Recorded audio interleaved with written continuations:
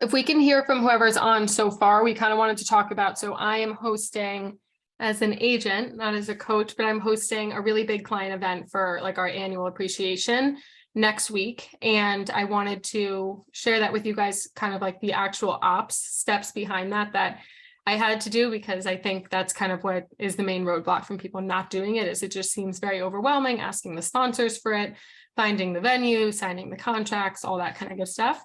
So have any of you guys who are on, you could just drop in the chat or feel free to unmute yourselves. Have any of your teams or team leaders hosted a big client event or any kind of client event for that matter?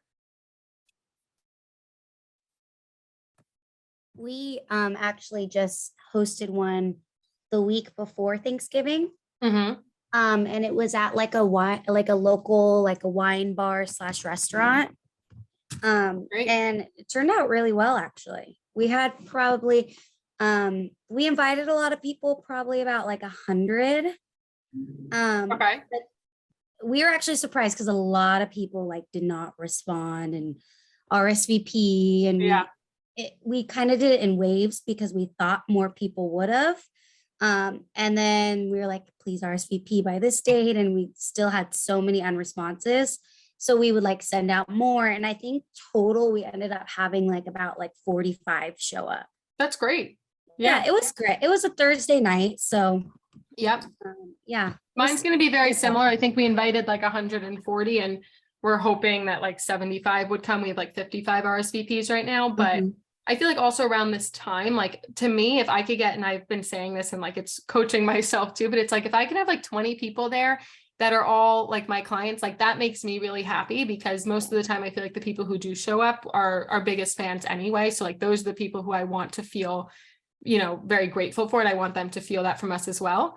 So I think like any kind of RSVPs are great. And if you have like, thank you so much, Taylor, for sharing that. And for the rest of you guys, if you haven't hosted one, you definitely don't also need to start out with like a huge event. Like I have plenty of my coaching clients who I say like, go and do VIP client dinners. I have one of my agents in the city who's going to be hosting a beautiful VIP dinner.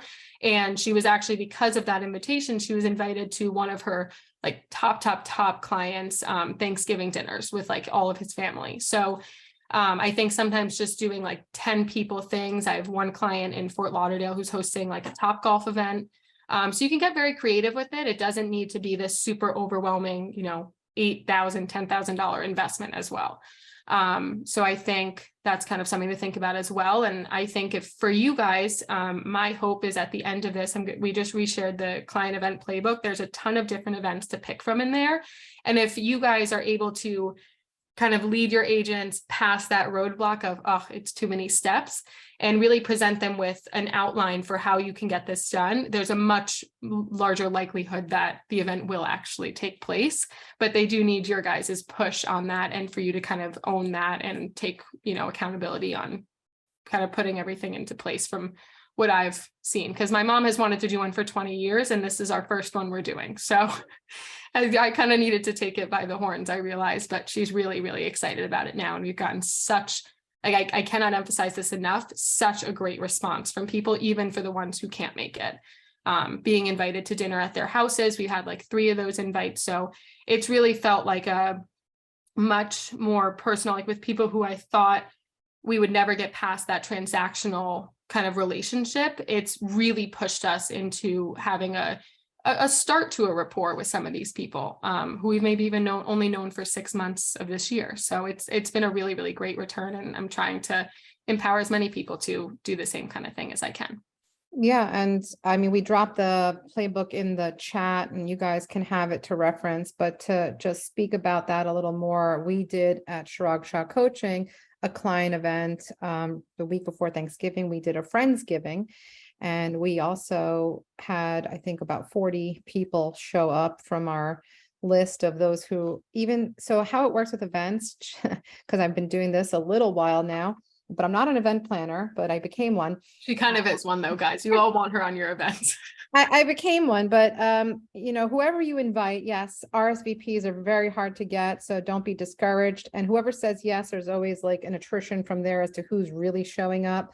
And you start to feel that out, you know, as you go. It's never going to be 100% perfect, but you start to understand, like, from X amount you invite, this is how many who respond, this is how many then who actually show up. Even if they said yes, there's still then a percentage that still don't show up. And then that's for any event, weddings or everything. Like you invite people, they say yes, and then on the day of, they don't show up.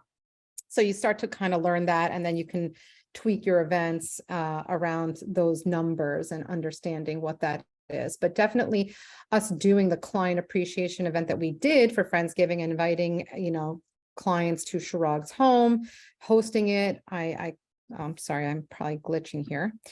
And we had dinner with them, and it doesn't have to be 50 people. To Kate's point, one person, two people, a small gathering, just getting started with it, wherever you're starting from is a great start, because you don't want 20 years to go by and nothing happen.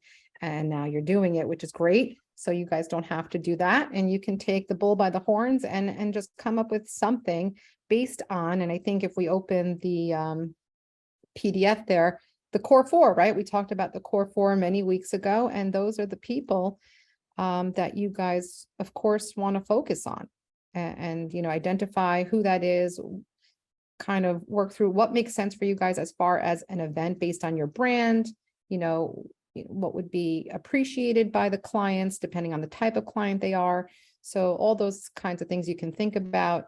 But Kate, we can take it now from there. But I just wanted to say, any kind of event that you can plan, big, small, is always appreciated. And it's really going a long way with people today, because people do want to connect again after the last 2 years that we've had.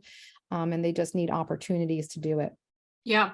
And I mean, other feedback that I've gotten as well is just people who have felt like this adjustment from, because I'm obviously in a suburb, this adjustment from coming out of the city and just really feeling like, their families in California, and like, this is a true example, like 3 families have reached out and we're so excited just to hopefully make a friend that we could just go out to dinner with, because this adjustment has been really hard for us. We love our house, we love our community, but it's hard to know where to start when these people had these big lives before. And, they're just kind of this, like, I don't want to say a culture shock, but it kind of is like city to the burbs. So there's a lot of great connections that can come out of that as well. But so yeah, this is the client event playbook, just as a refresher for you guys to go in. If you can't think of an event, hopefully this can kind of spark something. And the core 4 is definitely something I like to start with. And I want to make sure everybody understands these are where it's kind of how I coach. We kind of pick 4 main areas each year, and that's pretty much the only place that we spend our time, money, and resources. Things can obviously trickle in through other places, but this is really, I think, where I like to go deep rather than wide. So I would definitely think about this. And there's definitely events, like for us, we have a client event that is just with our volunteer organization, and that's one of my core 4. But then, with that, I'm not inviting like my clients from Westchester in there, and that's only like a 30 to 40 person event that happens twice a year. So really start to think about it that way and bringing those groups of people together. You can also think of like your younger couples. You can think of people who have kids, maybe doing like an Easter egg hunt. I have one client doing next year. So it's a lot of really fun things you can do, but this is just a place where if you need something to spark your brain, feel free to kind of head in there. And these are also great events to mix into your farms. So if your agent has a farm that they're doing, there's plenty of things. You can do ice cream socials. I have one client in California hosting like a hot chocolate block party at the end of the month. So a lot of really fun things you could do there. I wanted to also just kind of talk about, and I have this outlined somewhere. I don't have it right now, but I will make sure you guys all get it. It is basically a step-by-step guide to what I did, pretty much like down to emailing the sponsors and all of that, of how I kind of did my whole event. So I'm going to go through that just off the top of my head and kind of share that with you guys. And then you'll have in this outline, like links to the posters I ordered from Vistaprint, the marketing center template that I used, and hopefully that will be helpful for you guys and any roadblocks you have. So the first thing that I did, and sorry, I can't pull this up, but I basically just made this big Google sheet and I put down all the clients that we wanted to invite. And I put down how many people would most likely come from their party. I wasn't obviously spot on for everybody. And then I sat down with Corinne, who's my mom and my partner, and we basically said, like, on a really good guess, like, who would really come? Because there's always those people in there where you're like, okay, they never leave their kids, you know, with a sitter, so they're not going to come. They haven't left the house in 5 years, which is true. So we're like, okay, no, but we definitely need to send them an invitation. And we went through like 145 people like that, and we actually are having a pretty similar return. Of course, there's people who can't come for another reason, they're away or whatever it is, but they definitely would have said yes, they said. So it was very helpful for us to gauge. Like, I think we ended up with like 65% of our guess that people would be coming. And we've been pretty spot on with that. So it helped me at that point go and pick a venue, because I knew, okay, we're going to have roughly, like, at the maximum, like 80 people who would be coming. So that was very helpful, that I, you know, just being as close as possible on that, so I could give the restaurant a really good idea of how much space we would need. And then I reached out to a restaurant. I decided to pick a place that was kind of newer, because I had a feeling they'd probably want to give us a better price, which they did, because they're definitely trying to gain a little bit more traction in Westchester for me. So that's just a tip there. And got the pricing from them. For me, just so that you guys know, they were pretty gracious with us. They gave us $65 a person for full open bar for 3 hours and a full dinner buffet with past appetizers, dessert, everything like that. So that was great. And then from there, I decided to email our sponsors, and in the client event playbook, I'm going to actually pull that up one more time. At the end of it, we actually have the exact emails that I sent, and it worked. So I decided to pick. So if you guys click on this, it's a link to an email template that you can use to reach out to the sponsor. So I chose a home inspector, an attorney, a lender, and a title company, who I've given a lot of business to over the years. And within, I think, 15 minutes of sending this email, everybody was like, I'm in. I think I could have asked for a lot more than I did. I only asked for $1,000 from each of them. But I think if I had asked for $3,000 from each of them, people would have said no problem. So this is a very successful email. I think they felt very appreciated. I called them like my team, and I think that made them feel very included in it. And what I gave the sponsors for their donation or for their sponsorship, I gave everybody, like, obviously they were, their logos were on the invitation that was sent out. They're each going to have a poster like there that has like a QR code to their, you know, website or email, whatever they chose, a headshot of them. And they're going to be on all the thank yous there. And I'm obviously going to thank them at the party. And then we did like a step and repeat, which I actually got the idea from Deb. And we did all the logos on there. So when we have a photographer coming that will take that. And they felt like that was, you know, they kept saying, oh, that's so gracious of you to do. And it really didn't cost me a lot of money. Again, this will all be on the outline, but the step and repeat cost me like $250. The invites were free because I sent them through Marketing Center. And each of the posters from Vistaprint were like $15 or $20. So really doesn't cost a lot of money, but it's a great way to make them feel very appreciated there. The last thing you want to do is obviously have a sponsor come and feel like, you know, did anybody even know I was a sponsor at the party, or was I just another face there? So that was really important to me. And then once I had my sponsors all set, I went into Canva and I made my invitations. I'm going to see if my Compass account is up and running. 1 second. And then I can show you guys the actual, yes, it is. Okay, perfect. So I'm going to show you guys the actual one that I sent through Marketing Center. So if you guys can see this, hopefully, I made this all in Canva. I have like an annual subscription there for like $100 a year. It's the best money I've ever spent if you don't have one. Just said you're invited, did client appreciation party, the time, the date, where it was. We're so excited to celebrate all of you. Our business would not be where it is, all that good stuff. Again, and then I made a Google form for the RSVP so I could track it that way. And then this is at the bottom. Thank you to our sponsors. These were the 4 sponsors I was talking about. And this got, you know, really good traction. I think people really liked it. Again, it was free. So it saved me a lot of money there. I mean, even with paperless posts, sometimes you can be spending upwards of like $1 if you put like all those logos and everything on it. So for me, it just made no sense, and it's easier to track. Everyone's already in my CRM and everything like that. And I was very lucky. I just got this outline so I can show you guys what it is as well. I can show you guys what it is.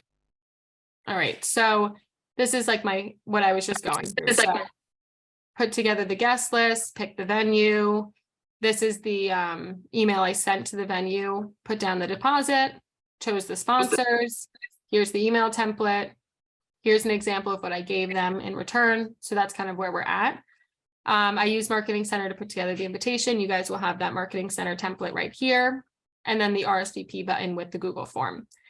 And then afterwards, like what I've been doing in the past few weeks is definitely like reaching out. What I've realized is like it definitely took a text or a call to, or seeing some of these clients in person who I'm in contract with right now, just to like push them a little bit more to either RSVP or give me like a verbal commit, which is just very helpful so I could have an idea of who's coming. Again, not everybody used this RSVP form, but I knew that going into it. So that's been kind of like I've been trying to reach out to like 5 people a day. Even people who did RSVP, just reminding them, can't wait to see you in a week or whatever it is.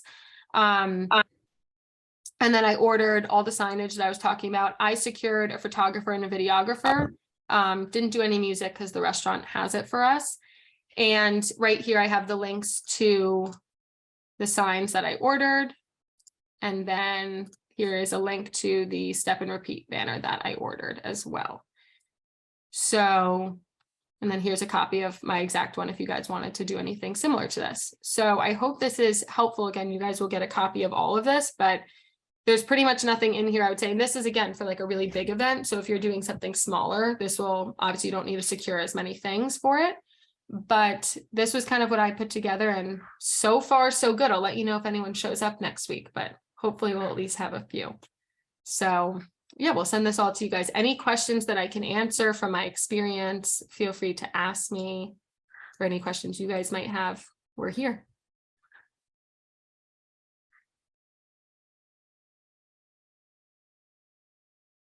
No questions, no comments.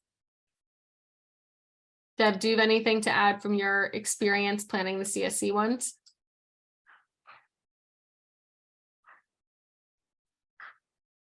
My computer. Can you hear me? Yes, now I can. Okay, because my computer literally was, and I hope the recording didn't get ruined. I had you going wah, wah, wah, like everything was glitching on my side. Oh no, okay. It's telling me my internet is unstable, so I apologize if it is. Yeah, no, that's great stuff. And definitely working with vendors that you have, that your team lead or agent has direct relationships with and has had for many years, possibly if they've been in the business. It's definitely great to get them involved in something like this, where they can really, get face to face with some of the clients in a more intimate way than just, helping them with their mortgage or whatever they might have been used for. And I think that's a great way to solidify your relationship with the, vendor and or, Totally. Yeah, absolutely. Everything just brings it to the next level. I have to say, from the events that we've done with sponsors, it just, they're so excited to sponsor. Of course, they want to understand what they're getting from their sponsorship. That's always the question. And you do need to think about that and solve for it in advance so they understand what their spend is going to get them. But ultimately, once they do understand that and they're there, or sometimes they can't even go physically in person, but if they can, they're so excited to be a part of it and participate in a way that they, can't. And it's really nice if you're the facilitator of creating that experience, because they're not, some of these vendors do create their own events and stuff, but a lot of them, it's not easy. It takes thought. It takes some time. And so that's why these things kind of, I would say, don't happen as often as they should. And Kate has a lot of great ideas. And she mentioned like the client who's doing like a hot chocolate. What was that? A hot chocolate? Like a block party in there. Well, they were just starting. I'll even tell you guys like a little bit more of like the story with that, which I was so proud of them for just getting up and doing this. I started coaching with them like 3 weeks ago, and they really, really wanted to farm their own neighborhood. So like where they lived. So we were kind of coming up with like what each month is going to look like, what specific mailers they're going to, be sending out when, and what the design is. And I had done these door hangers like 6 months ago in my farm that had great traction. They had Starbucks cards on them. And I was like, why don't you guys do door hangers, introducing yourself to the community and invite them to some kind of party? And I didn't know they were like going to really jump on this, but they went out yesterday. They hung all the door hangers. They invited them to a block party, and they're having like a hot chocolate bar there. I think they're having some company come in and do something like that. They're in California, so it's like a little bit warmer. They can stay outside. It's really, really fun having all the kids come, and they've already gotten a really good response on that, I think. So I'm like, there's so many different ideas. The person who's doing the Top Golf, he was very, I think, intimidated about having like a huge event. So just being able to invite like 10 clients of his, I think he's going to have like a lot of guys come. It's like he works a lot with like investors. He's younger. So I was like, great, like, what's better than just drinking and golfing and, having great food, and it's outside and it's Florida and it's fun.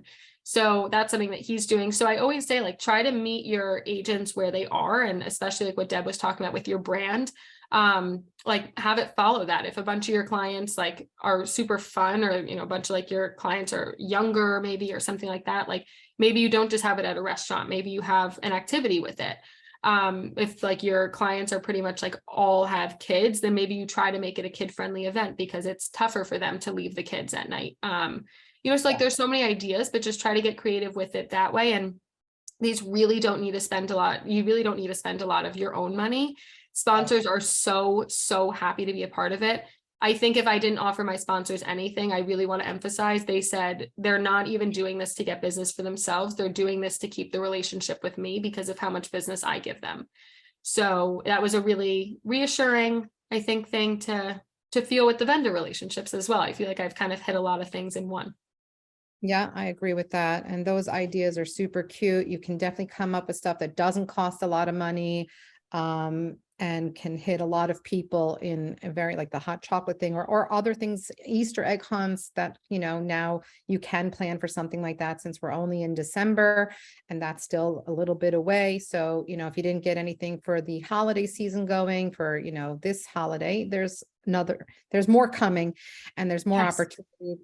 And I would say, if you haven't done anything, I see you do have, Jennifer, who mentioned they did a virtual raffle for past clients for a sharpshooter.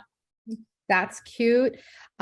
Virtual things are great too. And if you want to kind of dip your toe in the water virtually first, for sure, definitely leverage the virtual world. But I would say, in person, I think people are tired a little bit of virtual at this point, and they really want to get together in person. So if you haven't done anything yet, start small. Start with a small group of people, maybe, to Kate's point, maybe they're all younger, or their parents and they have kids, maybe so that the mix of the people makes sense for what you're doing, and they're not kind of all over the place as to what their interests might be. And that way, if you do start smaller, 5, 10, 15 people, whatever it might be, and then you can kind of grow from there. And every time you do an event, I mean, I can tell you, every time we do an event here at Chirag Shah Coaching, we learn a lot from them, and we learn how to make them better for the next time, tweak them, adjust them. So it's all a learning curve. And I would just say it's good to just get started. Clients really do appreciate it. Your agents will look like, super successes when you have even a small group or the larger group. Everyone just really appreciates and enjoys being included in something where they can get out and just, again, get in front of their agent who helped them, get into a home or sell their home, whichever it may be, and just show their appreciation for that and get to know them on a different level, more personally, and in a different setting. Totally. So yeah. I definitely want to open up. I know this group is a little quieter, so if you do have any questions, or even if you have some ideas you're thinking about and you want to throw it out to us, and we can help, talk through it, that you might be thinking going forward. And if nothing else, starting with holiday cards, and this holiday, it's not too late to get a holiday card out. No, we just ordered they're coming in, but we did like 3-day shipping on Shutterfly over Black Friday. We're sending out the holiday cards, and then just as like an idea, I'm always happy to share what we're doing. We're going and picking up, I think we're just going to basically go like this on the Target like shelves of gingerbread houses because they're 20% off this week with Target Circle. So if you guys want to go do that, they're like $8 each. And we're going to run like a gingerbread contest this month as well for all the clients with kids, not like, I guess, I don't know, maybe we'll give them to like some of our couples too. I guess everybody likes to do it. Yeah. And we ordered like a bunch of really fun ones. So they're like stadiums. One of them's like, we're going to give those like all like the little boys that we have.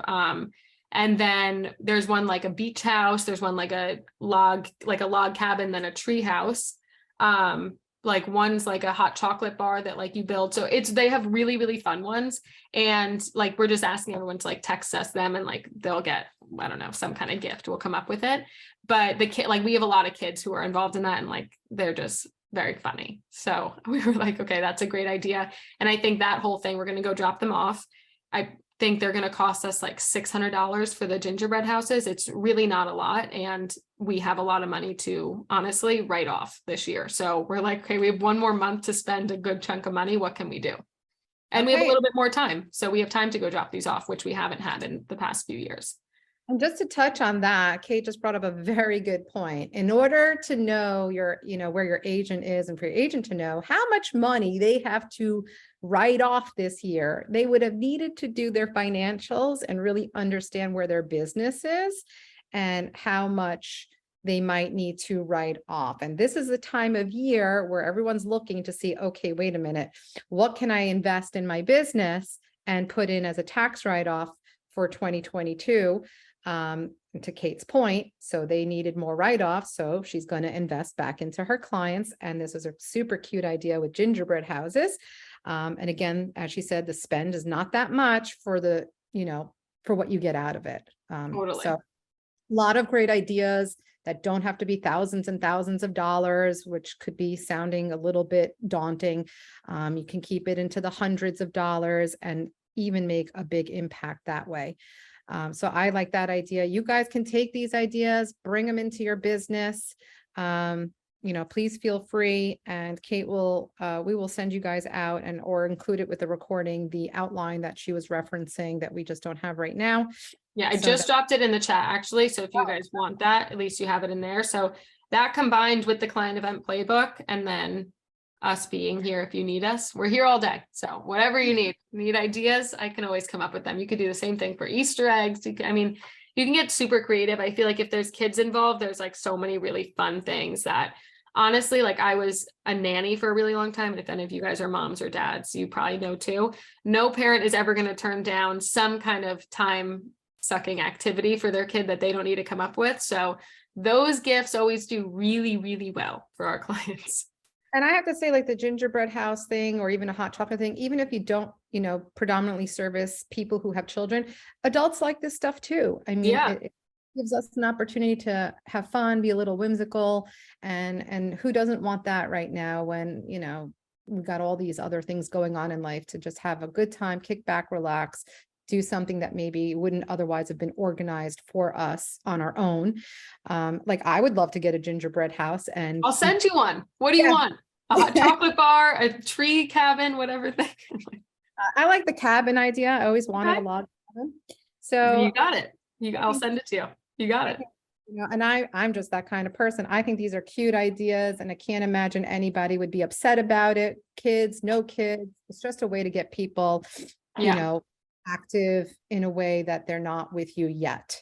Yeah. So not like a holiday specific thing. It's like Christmas, Hanukkah. I'm like, everybody loves a gingerbread house. It's just fun to create. So always thinking about those things too is nice. Yeah, exactly. Things that can kind of cover all the different denominations is always good, not super specific.